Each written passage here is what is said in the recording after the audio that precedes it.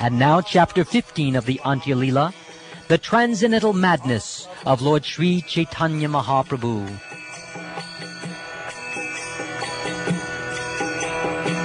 Sri Krishna Caitanya Prabhu Nityananda Sri Advaita Gadadha Sri Vasati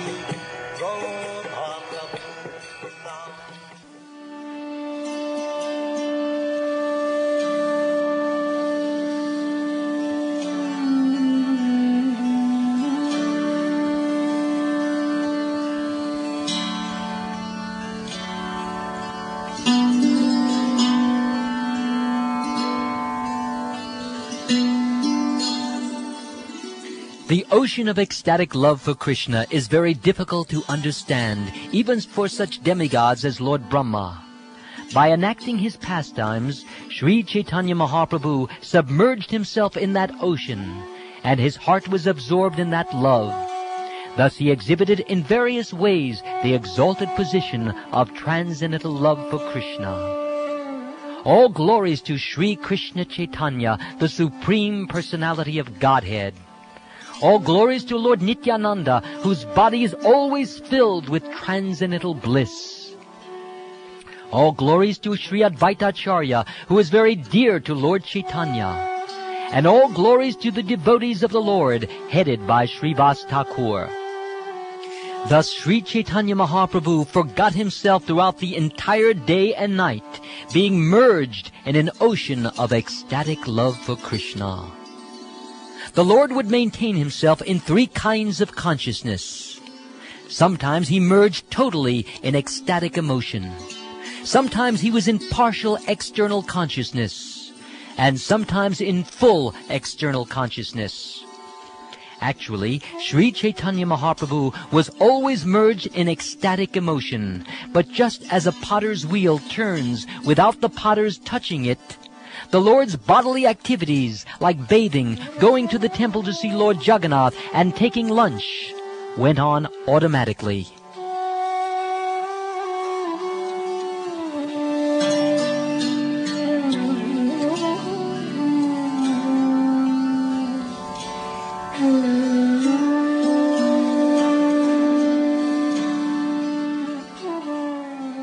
One day, while Sri Caitanya Mahaprabhu was looking at Lord Jagannath in the temple, Lord Jagannath appeared to be personally the son of Nanda Maharaj, Sri Krishna.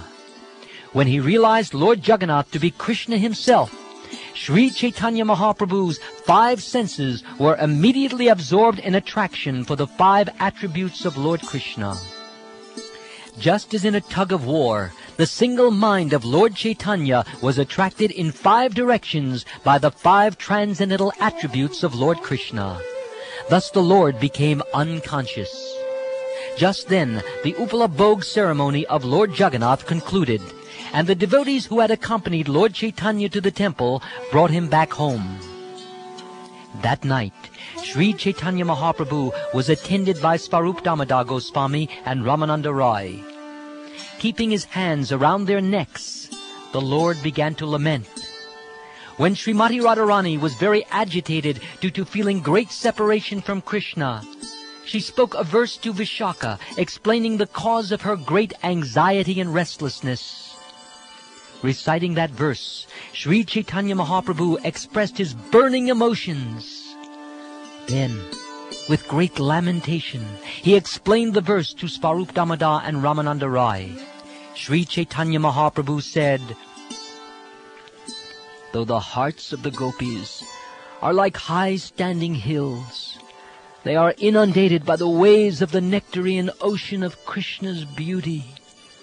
His sweet voice enters their ears and gives them transcendental bliss.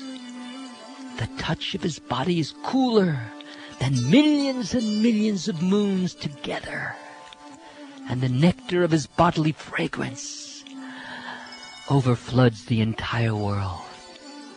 Oh, my dear friend, that Krishna, who is the son of Nanda Maharaj and whose lips are exactly like nectar, is attracting my five senses by force.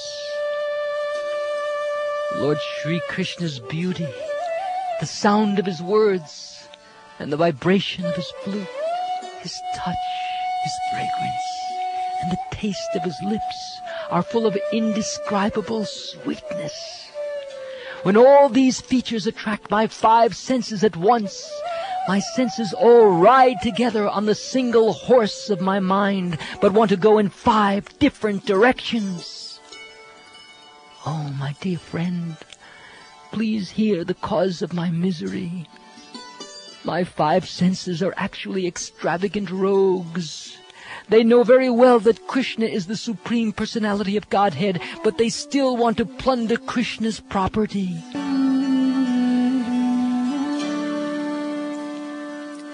My mind is just like a single horse being ridden by the 5 senses of perception, headed by sight. Each sense wants to ride that horse, and thus they pull my mind in 5 directions simultaneously. In what direction will it go? If they pull all at one time, certainly the horse will lose its life. Oh, how can I tolerate this atrocity? My dear friend, if you say, just try to control your senses, what shall I say? I cannot become angry at my senses. Is it their fault? Krishna's beauty, sounds, touch, fragrance, and taste are by nature extremely attractive. These 5 features are attracting my senses, and each wants to drag my mind in a different direction. Thus the life of my mind is in great danger, just like a horse ridden in 5 directions at once. Thus I am also in danger of dying. The consciousness of each woman within the 3 worlds is certainly like a high hill, but the sweetness of Krishna's beauty, that is like an ocean. Even a drop of water from that ocean can flood the entire world and submerge all the high hills of consciousness. The sweetness of Krishna's joking words plays indescribable havoc with the hearts of all women. His words bind a woman's ear to the qualities of their sweetness. Thus there is a tug of war, and the life of the ear departs. Krishna's transcendental body is so cool that it cannot be compared even to sandalwood pulp or to millions upon millions of moons. It expertly attracts the breasts of all women, which resemble high hills. Indeed, the transcendental body of Krishna attracts the minds of all women within the 3 worlds. The fragrance of Krishna's body is more maddening than the aroma of musk, and it surpasses the fragrance of the bluish lotus flower. It enters the nostrils of all the women of the world, and, making a nest there, thus attracts them.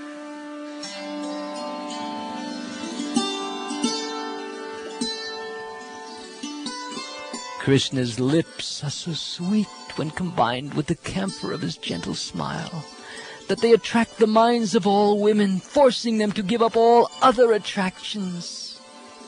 If the sweetness of Krishna's smile is unobtainable, great mental difficulties and lamentation result. That sweetness is the only wealth of the gopis of Vrindavan. After speaking in this way, Sri Caitanya Mahaprabhu caught hold of the necks of Ramananda Roy and Swarup Damodar. Then the Lord said, "Oh, my dear friends, please listen to me. What shall I do? Where shall I go? Where can I go to get Krishna? Please, both of you, tell me how I can find him."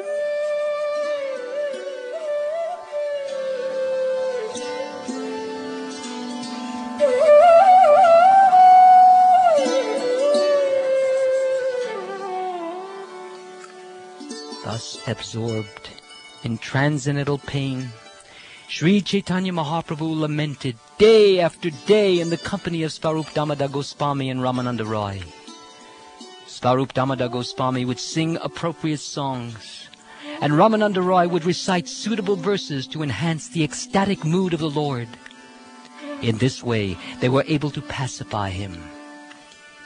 The Lord especially liked to hear Bilva Mangal Thakur's Caitanya caritamrta, the poetry of Vidyapati, and Sri Gita Govinda by Jayadev Goswami. Sri Caitanya Mahaprabhu felt great pleasure in his heart when his associates chanted verses from these books. One day, while going to the beach by the sea, Sri Caitanya Mahaprabhu suddenly saw a flower garden. Lord Chaitanya mistook that garden for Vrindavan and very quickly entered it. Absorbed in ecstatic love of Krishna, he wandered throughout the garden searching for him.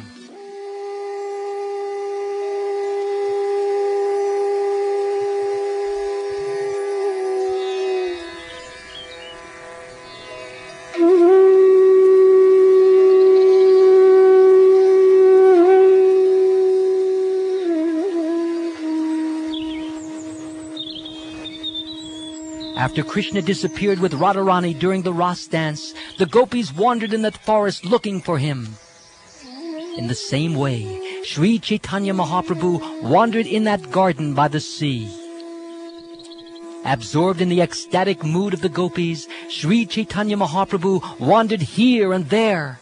He began to inquire after Krishna by quoting verses to all the trees and creepers.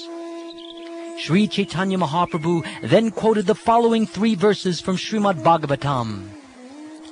Speaking as the gopis, he said, "O Chuta tree, Priyal tree, Panas, Asan, and Kovida, O Jambu tree, O Arka tree, O Bel, Bakul, and Mango, O Kadamba tree, O Nipa tree, and all other trees living on the bank of the Yamuna for the welfare of others. Please, let us know where Krishna has gone. We have lost our minds and are almost dead. Oh, all auspicious Tulsi plant, you are very dear to Govinda's lotus feet, and he is very dear to you. Have you seen Krishna walking here, wearing a garland of your leaves, surrounded by a swarm of bumblebees? Oh, plants of malati flowers, malika flowers, jati and utika flowers, have you seen Krishna passing this way, touching you with his hand to give you pleasure? Oh, mango tree, oh, jackfruit tree, oh, pial, jambu and kovida trees, you are all inhabitants of a holy place, therefore kindly act for the welfare of others. Have you seen Krishna coming this way? Kindly tell us which way he has gone and, oh, save our lives." When the trees did not reply, the gopis guessed, since all of these trees belong to the male class, all of them must be friends of Krishna. Oh, why should the trees tell us where Krishna has gone? Let us rather inquire from the creepers. They are female and therefore are like friends to us. They will certainly tell us where Krishna has gone, since they have seen him personally. Guessing in this way, the gopis inquired from the plants and creepers headed by Tulsi. "Oh, Tulsi, oh, Malati, oh, Yuti, Madhavi, Malika, Krishna is very dear to you, therefore he must have come near you. You are all just like dear friends to us, so kindly tell us which way Krishna has gone and save our lives."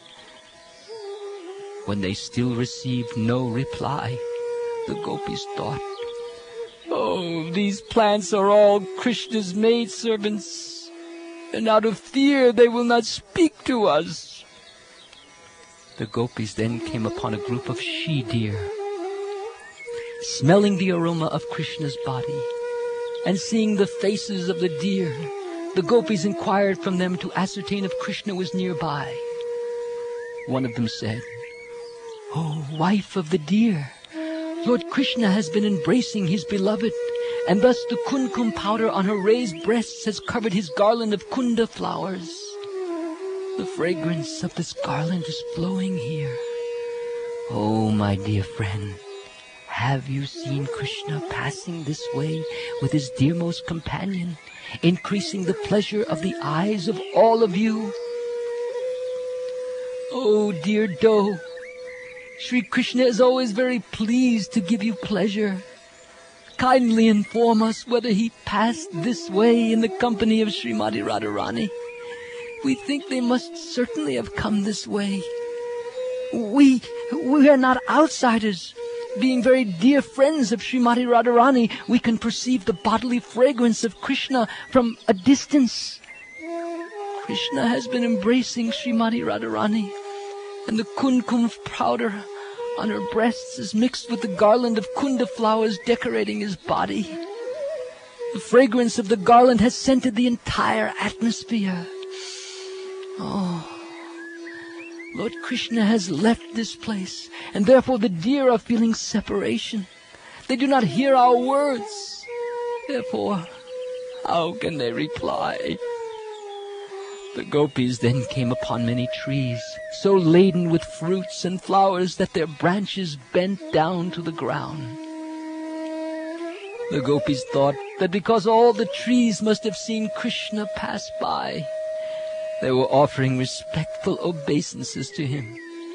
To be certain, the gopis inquired from the trees, "O trees, kindly tell us whether Balaram's younger brother Krishna welcomed your obeisances with loving glances as he passed this way, resting one hand on the shoulder of Srimati Radharani, holding a lotus flower in the other, and being followed by a swarm of bumblebees maddened by the fragrance of tulsi leaves. To stop the bumblebees from landing on the face of his beloved, he whisked them away with the lotus flower in his hand, and thus his mind was slightly diverted. Did he or did he not pay attention while you offered him obeisances? Kindly give evidence supporting your words." Separation from Krishna has made these servants very unhappy. Having lost consciousness, how can they answer us? Saying this, the gopis stepped onto the beach by the Yamuna river. There, they saw Lord Krishna beneath a kadamba tree. Standing there with his flute to his lips, Krishna, who enchants millions upon millions of cupids, attracted the eyes and minds of all the world with his unlimited beauty.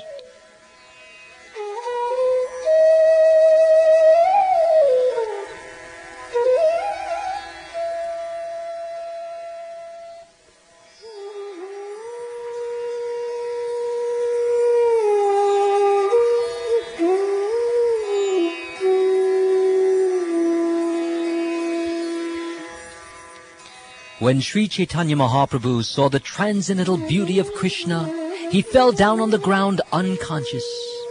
At that time, all the devotees, headed by Svarup Damodar Goswami, joined him in the garden. Just as before, they saw all the symptoms of transcendental ecstatic love manifested in the body of Sri Caitanya Mahaprabhu. Although externally he appeared bewildered, he was tasting transcendental bliss within. Once again, all the devotees brought Sri Caitanya Mahaprabhu back to consciousness by a concerted effort. Then the Lord got up and began wandering here and there, looking all around. Caitanya Mahaprabhu said, "Where is my Krishna gone? I saw him just now, and his beauty has captured my eyes and mind.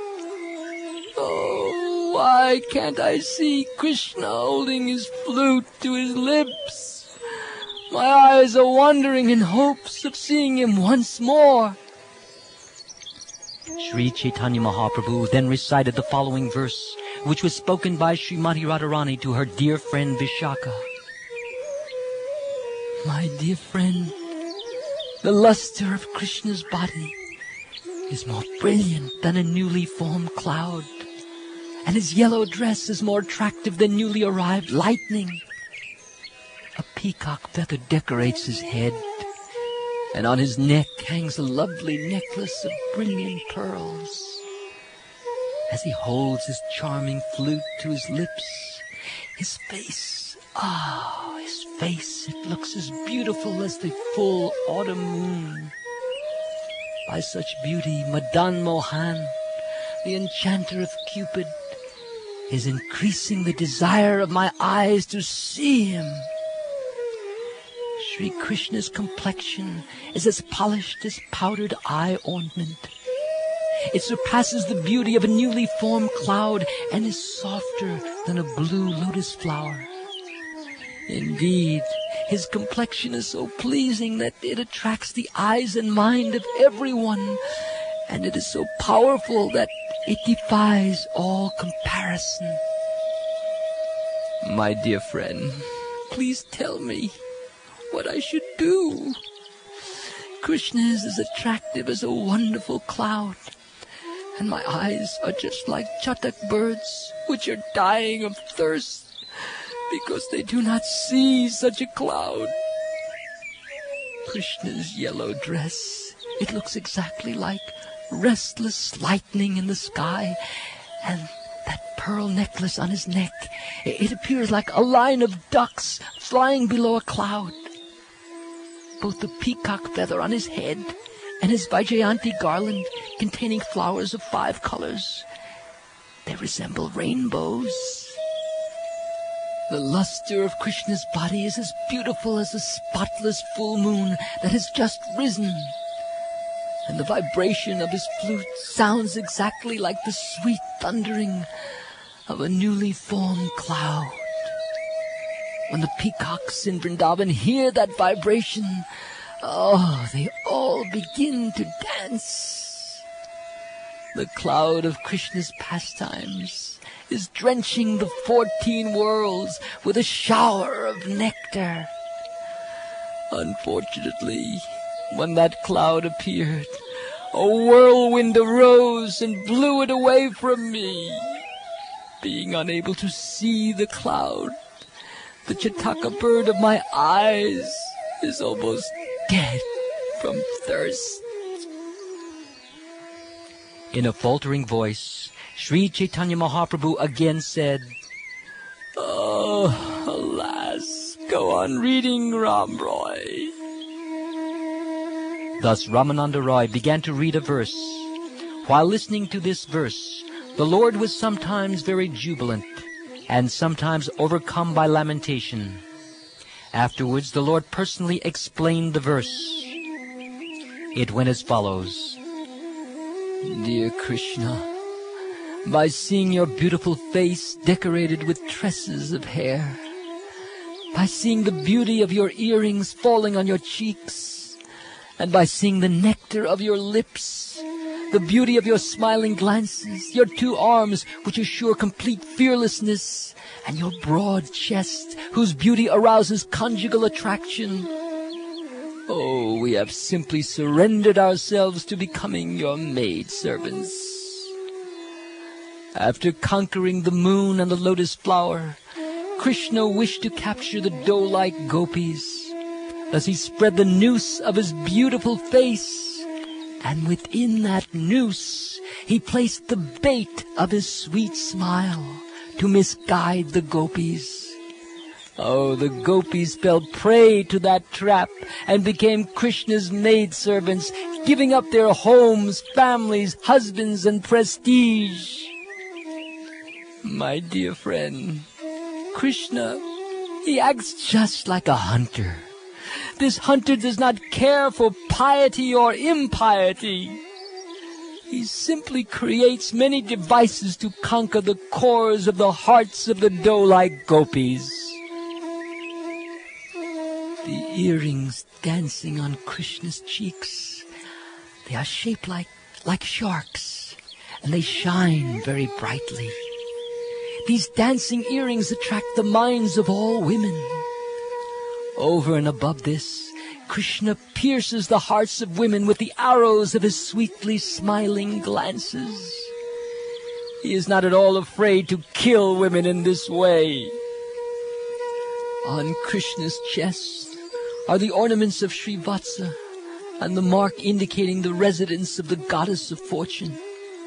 His chest, which is as broad as a plunderer's, attracts thousands upon thousands of damsels of Braj, conquering their minds and breasts by force. Thus they all become maidservants of the Supreme Personality of Godhead. The two very beautiful arms of Krishna are just like long bolts. They also resemble the bodies of black snakes that enter the space between the two hill-like breasts of women and bite their hearts. The women then die from the burning poison. The combined cooling effect of camphor, roots of kasakasa, and sandalwood is surpassed by the coolness of Krishna's palms and the soles of his feet, which are cooler and more pleasing than millions upon millions of moons. If women are touched by them even once, their minds are enticed, and the burning poison of lusty desire for Krishna is immediately vanquished. Lamenting in ecstatic love, Sri Caitanya Mahaprabhu then recited the following verse, which was spoken by Srimati Radharani while exposing the lamentation of her heart to her friend Srimati Vishaka. My dear friend, Krishna's chest is as broad and attractive as a door made of Indranila gems, and his two arms, like strong bolts, can relieve the mental anguish of young girls distressed by lusty desires for him. His body is cooler than the moon, sandalwood, the lotus flower, and camphor. In this way, Madan Mohan, the attractor of Cupid, is increasing the desire of my breasts.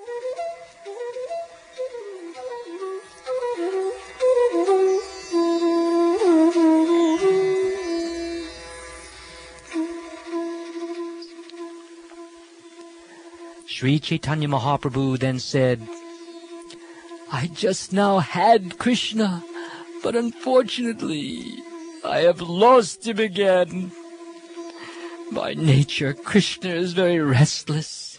He does not stay in one place. He meets with someone, enchants his mind, and then disappears. The gopis became proud of their great fortune. To subdue their sense of superiority and show them special favor, Keshav, the subduer of even Lord Brahma and Lord Shiva, disappeared from the Ras dance. Sri Caitanya Mahaprabhu then said to Svarup Damodar Goswami, please sing a song that will bring consciousness to my heart. Thus, for the pleasure of Sri Caitanya Mahaprabhu, Svarup Damodar Goswami began very sweetly singing the following verse from Gita Govinda. He sang, Here, in the arena of the Ras dance, I remember Krishna, who was always fond of joking and performing pastimes. When Svarup Damodar Goswami sang this special song, Sri Caitanya Mahaprabhu immediately got up and began to dance in ecstatic love. At that time, all 8 kinds of spiritual transformations became manifest in Lord Chaitanya's body. The 33 symptoms of Vyabhachari Bhav, beginning with lamentation and jubilation, became prominent as well. All the ecstatic symptoms such as Bhavodaya, Bhavasandhi, and Bhava Shabalya awakened in the body of Sri Caitanya Mahaprabhu. A great fight arose between one emotion and another, and each of them became prominent. Lord Caitanya Mahaprabhu had Svarup Damodar sing the same verse again and again. Each time he sang it, the Lord tasted it anew, and thus he danced again and again.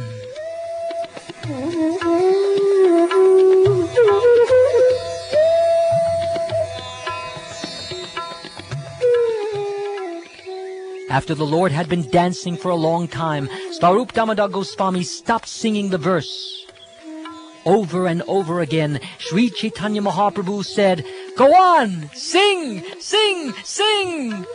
But Swarup Damodar, seeing the Lord's fatigue, did not resume singing.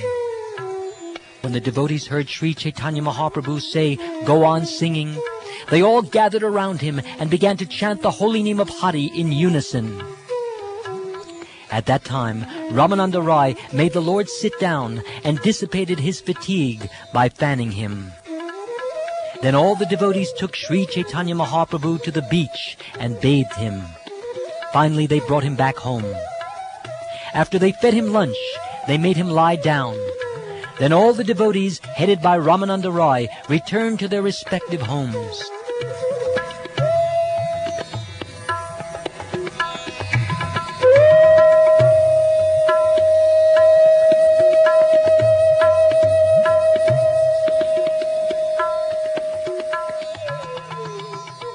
Thus I have described Sri Caitanya Mahaprabhu's pastimes in the garden, which he entered, mistaking it for Vrindavan. There he exhibited transcendental madness and ecstatic ravings, which Sri Rupa Goswami has described very nicely in his Stavamala as follows. Sri Caitanya Mahaprabhu is the topmost of all devotees. Sometimes, while walking on the beach, he would see a beautiful garden nearby and mistake it for the forest of Vrindavan. Thus he would be completely overwhelmed by ecstatic love of Krishna and begin to dance and chant the holy name. His tongue worked incessantly as he chanted, "Krishna, Krishna. Will he again become visible before the path of my eyes?" The pastimes of Sri Caitanya Mahaprabhu are unlimited. It is not possible to write of them properly. I can only give an indication of them as I try to introduce them. Praying at the lotus feet of Sri Rupa and Sri Raghunath, always desiring their mercy, I, Krishnadas, narrate Sri Caitanya caritamrta, following in their footsteps.